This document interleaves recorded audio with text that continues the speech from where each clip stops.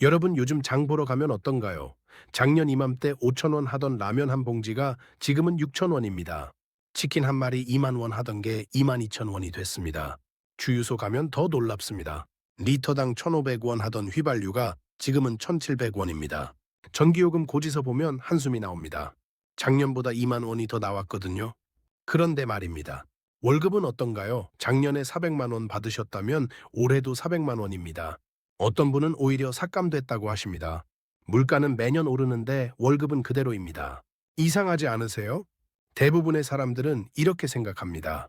물가가 오르면 월급도 올라야 하는 거 아닌가? 맞습니다. 상식적으로는 그래야 합니다. 그런데 현실은 정반대입니다. 매년 오르는데 월급은 10년째 제자리 걸음입니다. 도대체 왜 이런 일이 벌어지는 걸까요? 오늘 이 영상에서는 그 숨겨진 진실을 밝히겠습니다.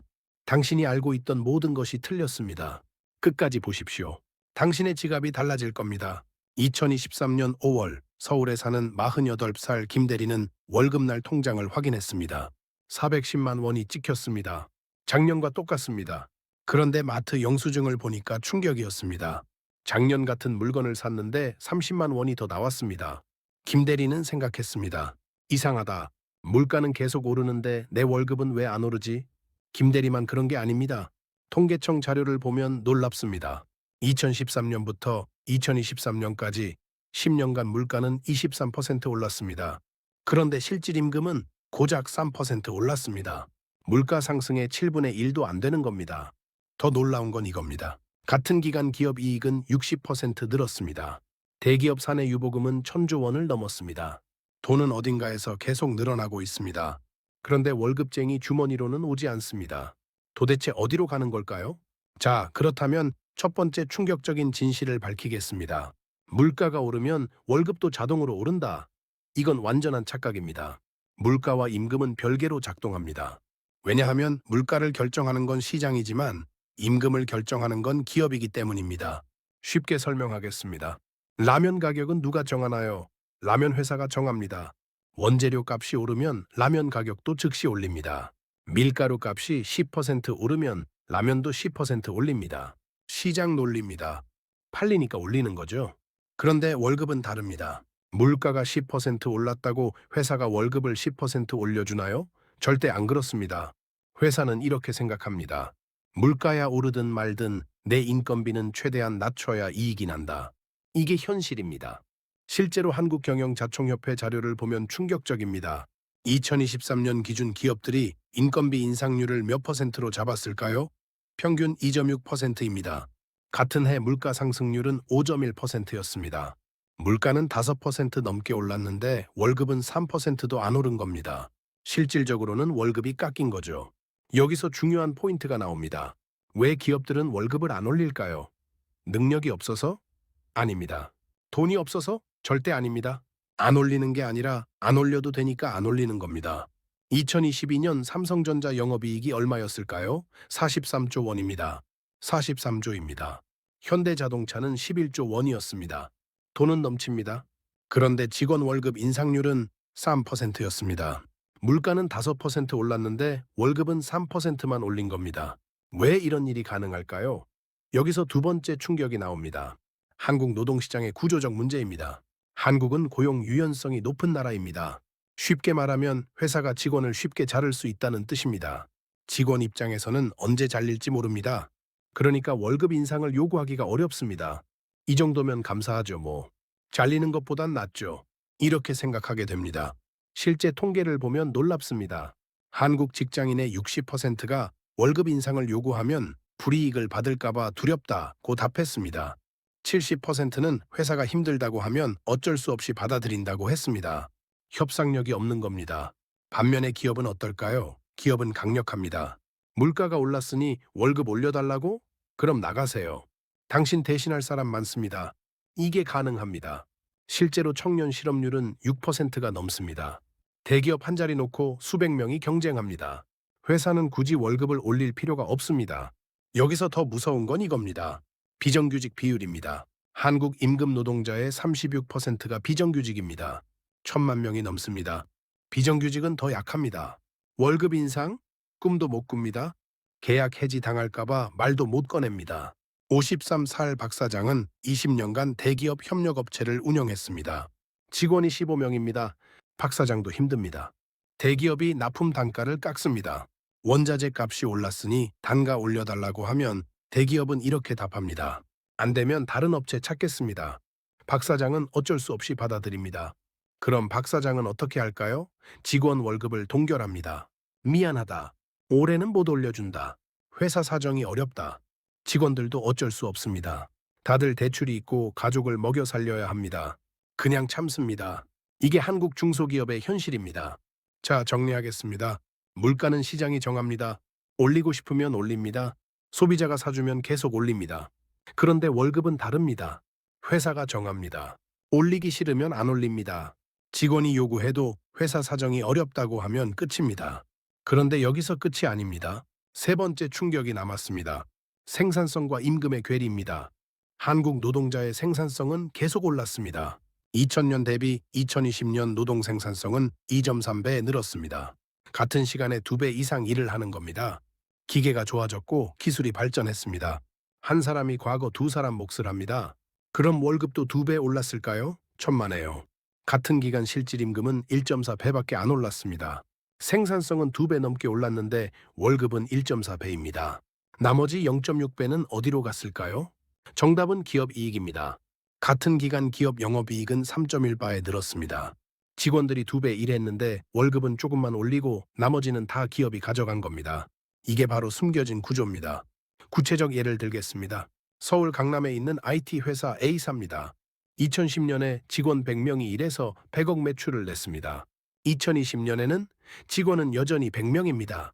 그런데 매출은 300억이 됐습니다. AI와 자동화 덕분입니다. 그럼 직원 월급이 3배 올랐을까요? 아닙니다. 평균 연봉이 4천만 원에서 5,500만 원이 됐습니다. 1.375배입니다. 매출은 3배인데 월급은 1.4배도 안 오른 겁니다. 나머지는 주주 배당금과 사내유보금으로 갔습니다. 여기서 진짜 문제가 나옵니다. 이 구조는 악순환을 만듭니다. 월급이 안 오르니까 소비가 줄어듭니다. 소비가 줄어드니까 경제가 안 돌아갑니다. 경제가 안 돌아가니까 기업도 힘들어집니다. 그럼 기업은 뭘 할까요? 또 인건비를 줄입니다. 악순환입니다. 실제로 한국 가계 소비 증가율을 보면 충격적입니다. 2010년대 평균 2%대입니다. 2000년대 초반에는 5%였습니다. 절반 이하로 떨어진 겁니다. 사람들이 돈을 안 씁니다. 아니, 못 씁니다. 월급이 안 오르니까요. 42살 회사원 이대리는 작년에 아이를 낳았습니다.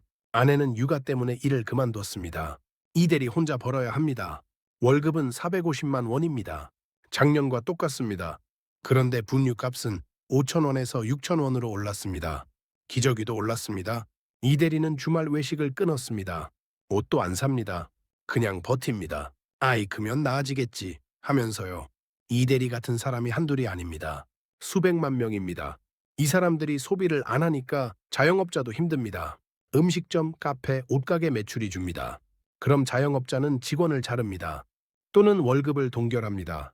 악순환이 계속됩니다. 자, 그렇다면 우리는 어떻게 해야 할까요? 네 번째 진실을 말씀드리겠습니다. 개인이 할 수 있는 일과 없는 일을 구분해야 합니다. 먼저 할 수 없는 일부터 말씀드리겠습니다. 물가를 낮출 수 없습니다. 이건 개인이 어떻게 할 수 있는 게 아닙니다. 정부가 할 일입니다.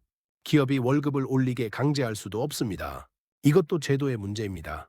그럼 개인은 뭘 할 수 있을까요? 세 가지가 있습니다. 첫째, 지출을 재구조화하십시오. 물가가 오르는 건 막을 수 없습니다. 하지만 어디에 돈을 쓸지는 선택할 수 있습니다.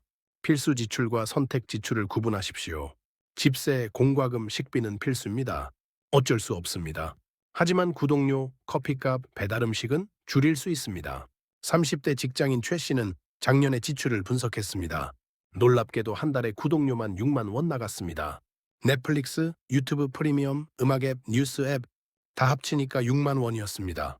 최 씨는 절반을 끊었습니다. 한 달에 3만 원 아꼈습니다. 1년이면 36만 원입니다. 커피도 마찬가지입니다. 매일 스타벅스 아메리카노 한 잔씩 사 먹으면 한 달에 15만 원입니다. 사무실에서 믹스 커피로 바꾸면 한 달에 5천 원입니다. 14만 원 아낍니다. 1년이면 168만 원입니다. 그깟 100만 원 가지고 뭐가 달라지냐고 하실 수 있습니다. 하지만 생각해 보십시오. 월급이 안 오르는 상황에서 지출을 100만 원 줄이는 건 월급을 100만 원 올리는 것과 똑같습니다. 실질적으로 그렇습니다.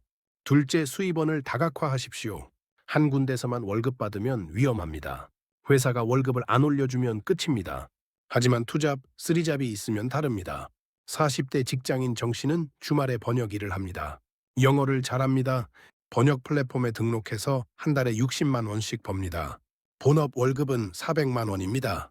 번역으로 60만 원 더 벌면 총 460만 원입니다. 15% 인상 효과입니다. 나는 특별한 기술이 없는데요. 라고 하실 수 있습니다. 괜찮습니다. 배달, 대리운전, 편의점 알바도 있습니다. 한 달에 40만 원만 더 벌어도 1년에 480만 원입니다. 적지 않습니다. 셋째, 자산을 만드십시오. 월급은 안 오르지만 자산은 불어날 수 있습니다. 예금 이자, 주식 배당, 부동산 임대료. 이런 게 자산소득입니다. 일하지 않아도 들어오는 돈입니다. 나는 돈이 없는데 무슨 자산이냐고 하실 수 있습니다. 맞습니다. 처음엔 다 그렇습니다. 하지만 한 달에 10만 원씩만 모아보십시오. 1년이면 120만 원입니다. 5년이면 600만 원입니다. 이걸 배당주에 넣으면 연 3% 배당을 받습니다. 1년에 18만 원입니다. 적어 보이죠? 하지만 시작입니다. 10년 후를 생각해 보십시오. 계속 월급에만 의지하면 10년 후에도 지금과 똑같습니다. 아니, 물가가 더 오르니까 더 힘들 겁니다. 하지만 자산을 만들면 10년 후엔 다릅니다. 배당금만으로도 한 달 생활비를 댈 수 있습니다. 마지막으로 가장 중요한 진실을 말씀드리겠습니다. 이 모든 건 개인의 노력만으로는 한계가 있습니다. 구조적 문제는 구조적 해결이 필요합니다. 최저임금을 올려야 합니다. 비정규직을 줄여야 합니다. 노동조합을 강화해야 합니다. 이건 정치의 문제입니다. 하지만 정치가 바뀌길 기다리면 10년이 걸립니다. 그동안 우리는 살아야 합니다. 그러니까 개인적으로 할 수 있는 건 하십시오. 지출을 줄이고 수입을 늘리고 자산을 만드십시오. 동시에 목소리도 내십시오. 투표하십시오. 노동자 권리를 지키는 정치인을 뽑으십시오. 다시 한번 정리하겠습니다. 물가는 오르는데 월급은 안 오르는 이유는 간단합니다. 물가는 시장이 정하지만 월급은 기업이 정하기 때문입니다. 기업은 월급을 올릴 능력이 있습니다. 하지만 안 올려도 되니까 안 올립니다. 노동자는 협상력이 없습니다. 그래서 받아들일 수밖에 없습니다. 이 구조는 악순환을 만듭니다. 월급이 안 오르니까 소비가 줍니다. 소비가 줄어드니까 경제가 안 돌아갑니다. 경제가 안 돌아가니까 기업도 힘들어집니다. 그럼 기업은 또 인건비를 줍니다. 끝없는 악순환입니다. 개인이 할 수 있는 건 제한적입니다. 하지만 아무것도 안 하는 것보다는 낫습니다. 지출을 줄이고 수입을 늘리고 자산을 만드십시오. 동시에 구조적 변화를 위해 목소리를 내십시오.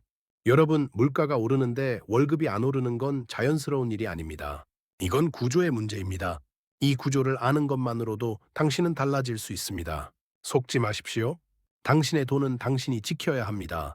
오늘 이 영상을 본 것이 전환점이 되길 바랍니다. 지금 이 순간부터 시작하십시오. 당신의 미래는 당신의 선택에 달려 있습니다.